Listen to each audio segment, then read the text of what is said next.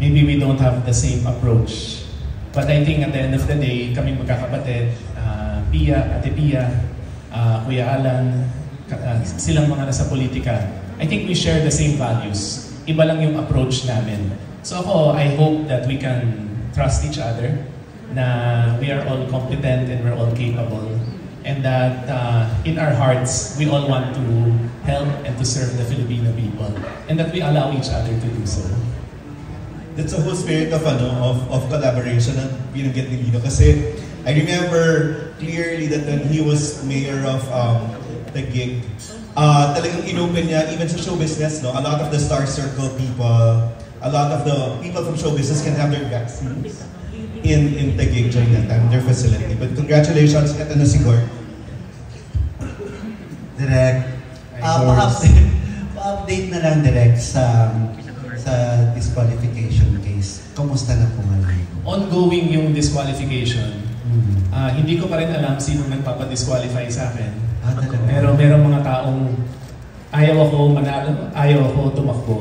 So actually that's something na I think hindi mawawala sa kahit anong telenovela. I don't think it's my family. I think may mga taong baka mas malalim yung interest na ayaw ako manalo or to get involved. When I was a mayor of Taguig, nakita ko that if you put politics aside and you focus on serving the people, napakadami palang pwede gawin ng gobyerno. And that's something I'm excited to do in Congress, na pag sinantabi yung politika, grabe pala yung kapangyarihan ng gobyerno para mabago yung buhay ng tao. Ngayon, na-print na yung mga ballots, so my name is in the ballot, so malaking bagay yun. Pero tuloy pa rin yung disqualification case. Pero ang maganda ko nun, nandun na yung pangalan ko sa balota.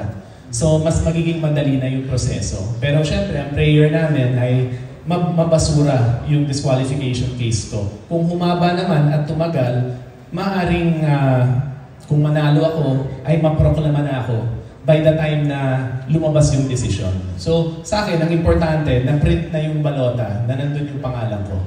Pero hindi ho nakaka-apekto sa pangangampanya nyo. I mean, yung mga botante po, aware sila na pwede kang butuhin. Yes, I think yun yung rason kung bakit may disqualification case.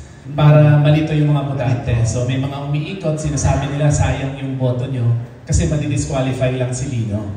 Na nakakapagtaka, di ba? Because I was mayor of the entire city of Taguig. At simula, unang beses ko bumoto, nandun na ako sa unang distrito. It's the district of my dad, it's the district of my family. Pero ganun pa man, patuloy yung pagpapaalala namin na hindi masasayang yung boto nyo. I am a candidate for the first district of Taguig and Pateros. Noong isang araw lang, nag-hearing din kami. But yun nga, it's a long process sa COMELEC.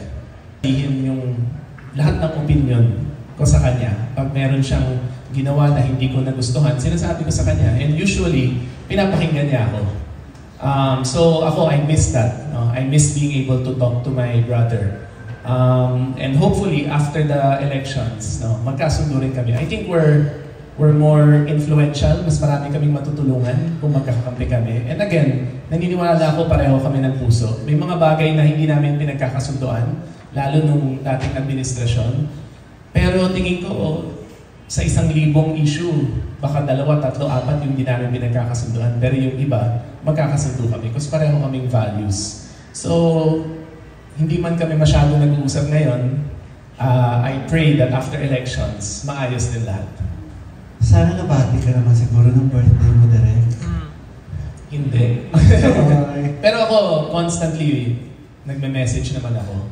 I think para sa kanila, syempre kuya, baka kulturang Pilipino, pag hindi ka sumunod, may tampo. Baka ganon, no? Pero sa akin, may mga bagay na mas importante minsan, no, dun kaysa sa opinion ng inyong kapatid. And sa akin, more important than that is yung gusto kong pagservisyohan yung Taguig and Pateros. Yeah. Parang, yung problema ng family dahil sa politics. I'm sure hindi lang sa inyo nangyayari to, di ba? Marami naman. Pero yung magiging vocal mo ngayon, ano yung nagtulak sa'yo to be truthful dun sa pinagdadaanan ng pamilya mo? Siguro, ito yung mahal kong industriya, yung showbiz. And siguro kung hindi nangyari yung pandemic at hindi ko nakita yung kapangyarihan ng gobyerno para baguhin yung buhay ng tao.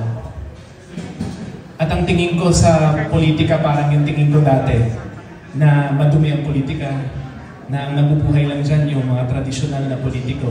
I would stay in showbiz kasi I love showbiz. I love my job as a director.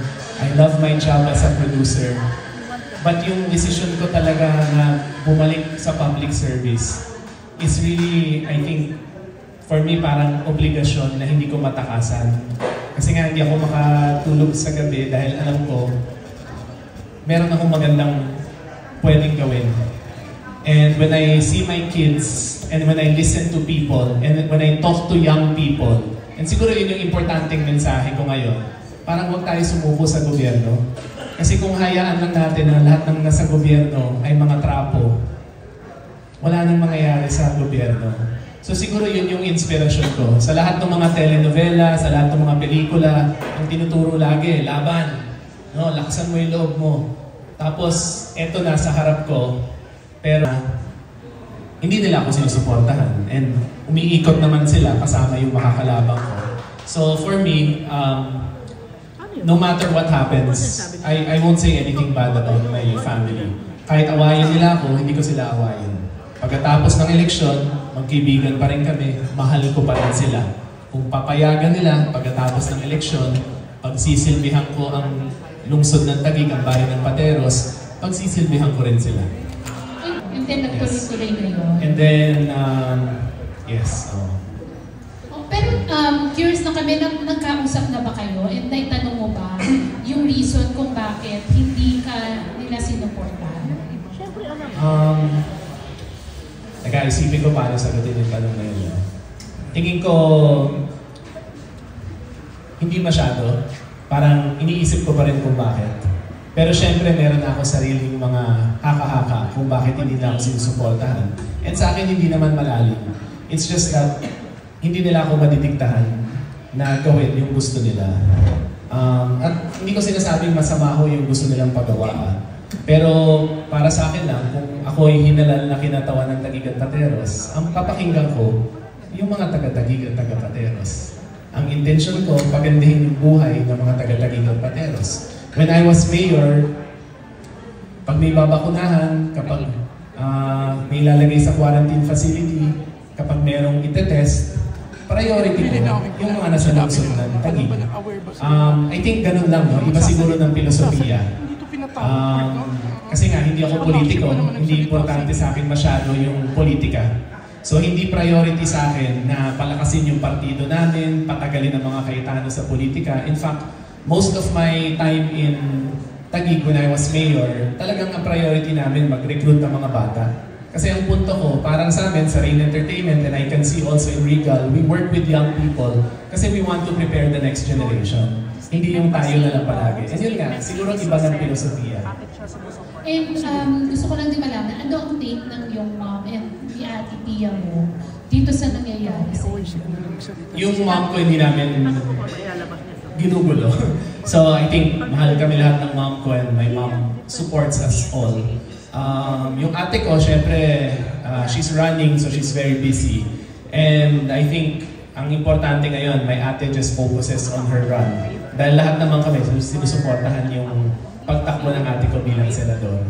Siguro in different times, if she wasn't running bilang ate, siguro siya yung tutulong na magkaayos kami. Pero sa ngayon, ako, I would prefer that she also just focuses on her run. At siguraduhin manalo siya ng kanyang susunod na termino. Pero nung first time na nangyari ito, may ginawa na rin si Senator Pia. Palagay ko kahit paano, pero siguro nakita niya na sa punto de vista ng brother ko, they'd rather that I not get involved in politics. And ako naman, simple lang. Hindi sa kung ano, pero tingin ko, mga mabubuting tao, dapat i-encourage natin magsilbi sa gobyerno. And gustong pumasok sa politika, senators. That time kasi wala pa masyadong social media. So, the media was really us, diba? Then we support those candidates na who would really help the industry. So the same thing, if they are true to themselves na they will support our industry, why not? Saan lang yan, itatapon. Saan pupunta? Sa landfill. Kaya sa labas ng Metro Manila, yung landfill, punong-puno ng basura. Pag napuno, maghahanap ulit ng ibang lugar na tatambakan. Pag umulan, bumaha, bumagyo, yun yung nagdadala ng sakit. Yung zero waste, sinosource natin lahat. Sige, baso, okay. Pwedeng hugasan. Tissue, pwedeng i-recycle. Natirang pagkain, pwedeng i-compose, ilagay sa lupa. So, kung metikuloso ka, walang makakarating sa landfill dyan. Pag tinignan mo yung lamesang yan, as long as you source everything, hindi mo kailangan magtapon sa landfill. So, it's a continuous process. And long-term yung effect. No? Parang yung caretakers. Yung caretakers, Iza and Dimples, nag-aaway. But at the end of the day, they're both fighting for their kids and the future of their families. So, nagagalingan ng mga malls and the theater owners. I think unahin natin, MMFF. Ang daming pinag-uusapan tungkol sa MMFF, pero sa akin pinaka-importante, ang MMFF is about the audience. Let's find a way so that the audience, kahit bigyan ng subsidiya ng gobyerno, pero yung mga manonood sa 1,200 piso, sana makapanood sila ng pelikula. 1,000 piso, sana yung 10 pelikula mapanood nila. Pero hanapan natin ng programa para incentivize yung mall owners at yung mga producers at di maapektuhan yung kita nila.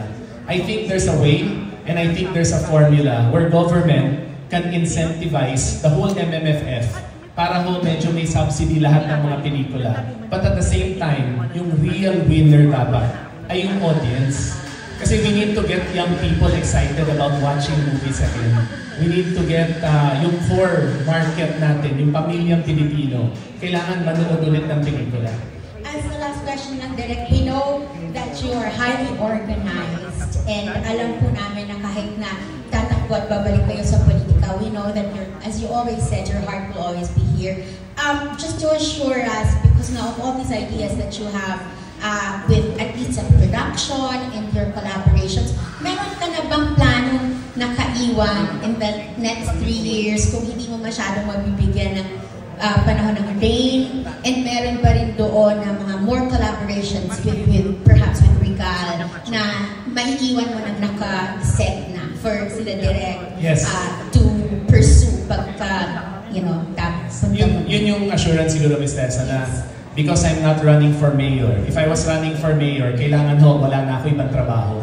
Pero sa Kongreso pinapayagan na meron kang ibang trabaho. So Congress has a schedule where you can also focus on industries that are close to you, or kung meron kang negosyo pwedeng patuloy. Pero sa akin, more than the business, in Congress that's setting policy para sa buong bayan, I can actually work more closely and more intimately with our industry leaders to help our industry. So tingin ko kabaliktaran, by working in Congress, I'll be able to be more intimate pa sa industriya natin, all aspects of our industry. Hirap na decision na bumalik sa public service. I love what I do, I love directing, I love producing. Napakalaga sa akin yung magbigay inspirasyon, magkwento. At hindi naging madaling decision yung bumalik sa public service. Lalo ngayon,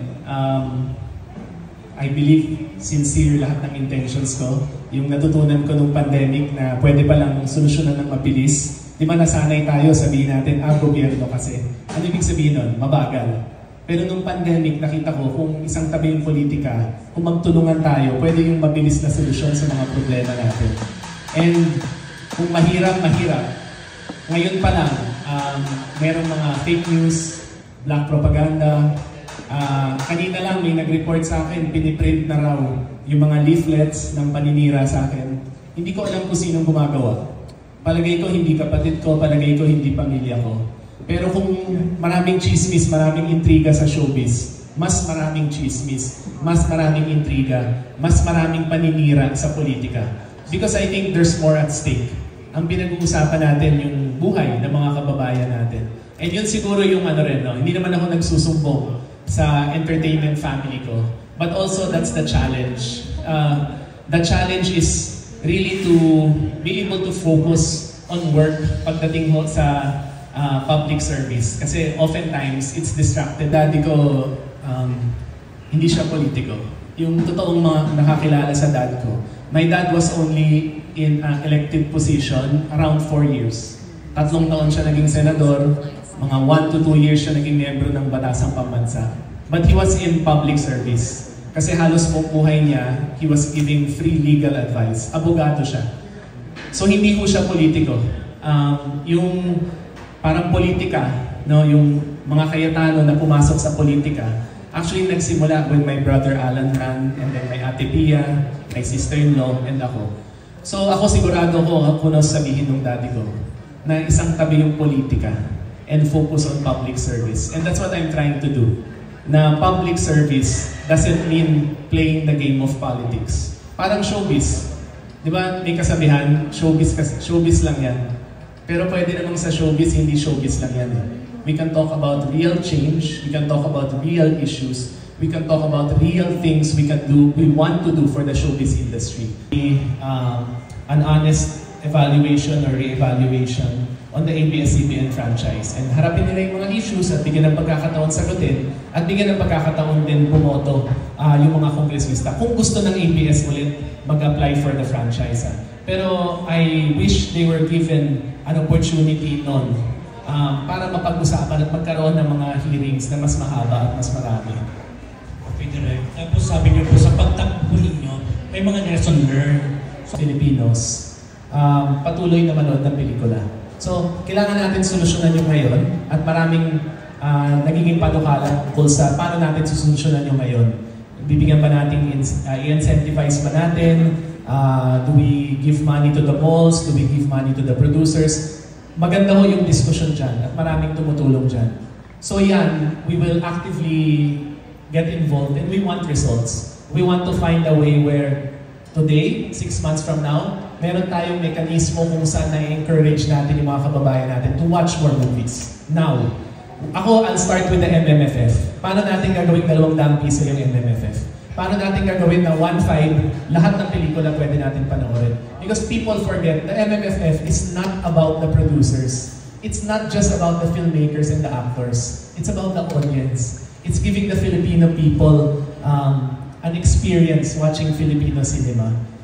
Pero bukod doon, yung para bukas, how do we prepare? Napag-uusapan namin ni Sir Keith to madalas. How do we prepare the next generation of Filipino moviegoers? Ano ba yung gano'ng kalawak? At ginagawa na ng FDCP to, ginagawa nila Direk Joey.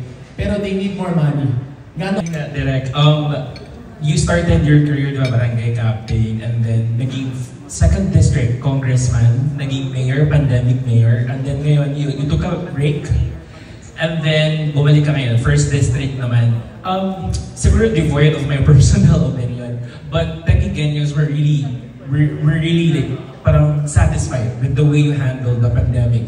And they would think na, parang mas effective ka to be mayor. What's your thought on that, sir?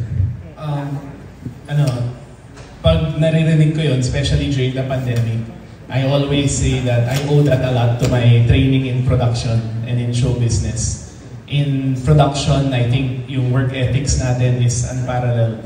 Yung mga tao sa production, mga artista natin, tayo, showbiz media, everyone in entertainment, I think, wag mamasamay ng iba, pero I think works twice as much, no, as people in other industries because so much is asked of us. I think naging effective ako as a mayor because of our experience working together.